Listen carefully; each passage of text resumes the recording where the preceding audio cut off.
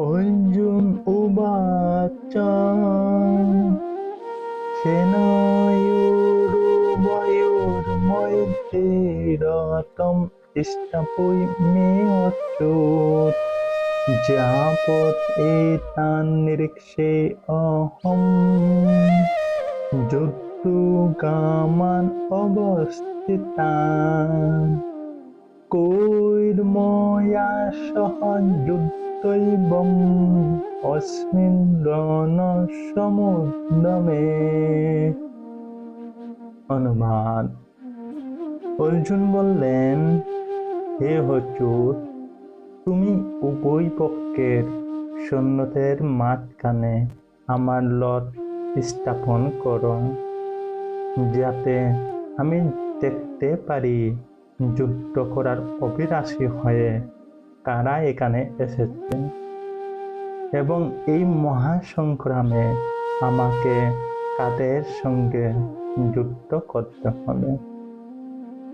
তাৎপর্য: যদিও শ্রীকৃষ্ণ হচ্ছেন পরমেশ্বর ভগবান, তবুও তিনি অহৈতুকী কৃপাবশে তার প্রিয় সখা অর্জুনের রথের সারথি হয়ে তার সেবা করছেন। ভক্তের প্রতি করুণা প্রদর্শনে ভগবান কখনো চ্যুত হন না, তাই তাকে এখানে অচ্যুত বলে সম্বোধন করা হয়েছে।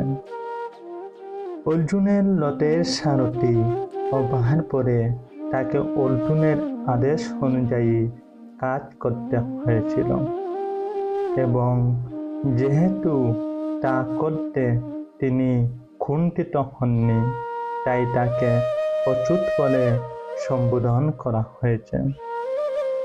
যদিও তিনি তার ভক্তের রথের সারথি হয়েছেন, তবুও তার পরম পদ কেউ দাবি করতে পারে না। সকল অবস্থাতেই তিনি হচ্ছেন পরম পুরুষ ভগবান বা সমস্ত ইন্দ্রিয়ের অধীশ্বর ঋষিকেশ। ভগবানের সঙ্গে ভক্তের সম্পর্ক মধুর ও অপ্রাকৃত। ভক্ত সর্বদাই ভগবানের সেবায় উন্মুখ। ঠিক তেমনই ভগবানও তার ভক্তের কোনো রকম পরিচর্যা করতে সুসুখের অন্বেষণ করেন।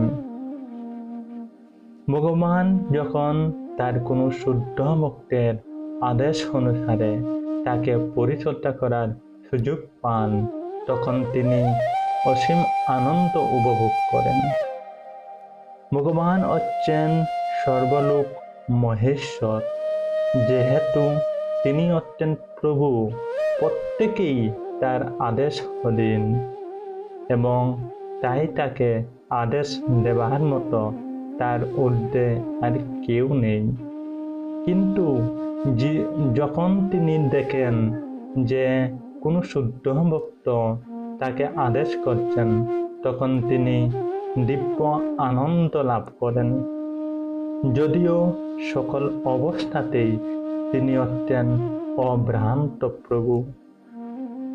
ভগবানের শুদ্ধ ভক্ত লোভে অর্জুন কখনোই কৌরবদের সঙ্গে যুদ্ধ করতে চাননি, কিন্তু কোনো রকম শান্তিপূর্ণ মীমাংসা করতে অনাগ্রহী দুর্যোধনের দুর্দমনীয় মনোভাব তাকে যুদ্ধে অবতীর্ণ হতে বাধ্য করেছিল।